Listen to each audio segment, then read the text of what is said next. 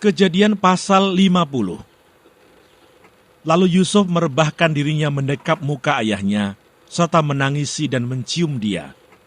Dan Yusuf memerintahkan kepada tabib-tabib, yaitu hamba-hambanya, untuk merempah-rempahi mayat ayahnya. Maka tabib-tabib itu merempah-rempahi mayat Israel. Hal itu memerlukan 40 hari lamanya, sebab demikianlah lamanya waktu yang diperlukan untuk merempah-rempahi, dan orang Mesir menangisi dia 70 hari lamanya. Setelah lewat hari-hari penangisan itu, berkatalah Yusuf kepada seisi istana Firaun, "Jika kiranya aku mendapat kasihmu, katakanlah kepada Firaun, bahwa ayahku telah menyuruh aku bersumpah," katanya, "tidak lama lagi aku akan mati. Dalam kuburku yang telah kugali di tanah Kanaan, disitulah kau kuburkan aku. Oleh sebab itu izinkanlah aku pergi ke sana, supaya aku menguburkan ayahku, kemudian aku akan kembali."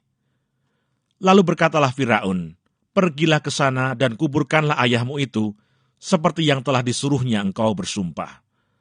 Lalu berjalanlah Yusuf ke sana untuk menguburkan ayahnya, dan bersama-sama dengan dia berjalanlah semua pegawai Firaun, para tua-tua dari istananya, dan semua tua-tua dari tanah Mesir, serta seisi rumah Yusuf juga, saudara-saudaranya, dan seisi rumah ayahnya. Hanya anak-anaknya serta kambing domba dan lembu sapinya ditinggalkan mereka di tanah Goshen. Baik kereta maupun orang-orang berkuda turut pergi ke sana bersama-sama dengan dia, sehingga iring-iringan itu sangat besar. Setelah mereka sampai ke Goren Haatat, yang di seberang sungai Yordan, maka mereka mengadakan di situ ratapan yang sangat sedih dan riuh. Dan Yusuf mengadakan perkabungan 7 hari lamanya karena ayahnya itu.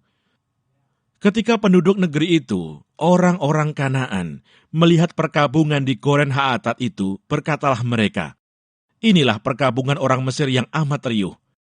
Itulah sebabnya tempat itu dinamai Abel Misraim, yang letaknya di seberang Yordan. Anak-anak Yakub melakukan kepadanya seperti yang dipesankannya kepada mereka. Anak-anaknya mengangkut dia ke tanah Kanaan, dan mereka menguburkan dia dalam gua di ladang Makpela yang telah diberi Abraham dari Efron, orang Het itu, untuk menjadi kuburan milik, yaitu ladang yang di sebelah timur Mamre. Setelah ayahnya dikuburkan, pulanglah Yusuf ke Mesir, dia dan saudara-saudaranya, dan semua orang yang turut pergi ke sana bersama-sama dengan dia untuk menguburkan ayahnya itu. Yusuf menghiburkan hati saudara-saudaranya.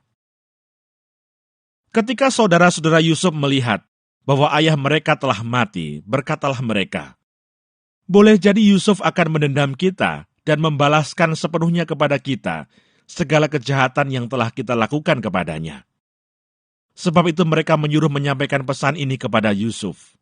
"Sebelum ayahmu mati, ia telah berpesan, beginilah harus kamu katakan kepada Yusuf, ampunilah kiranya kesalahan saudara-saudaramu dan dosa mereka, sebab mereka telah berbuat jahat kepadamu.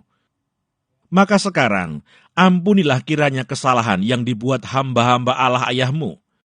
Lalu menangislah Yusuf ketika orang berkata demikian kepadanya. Juga saudara-saudaranya datang sendiri dan sujud di depannya serta berkata, "Kami datang untuk menjadi budakmu."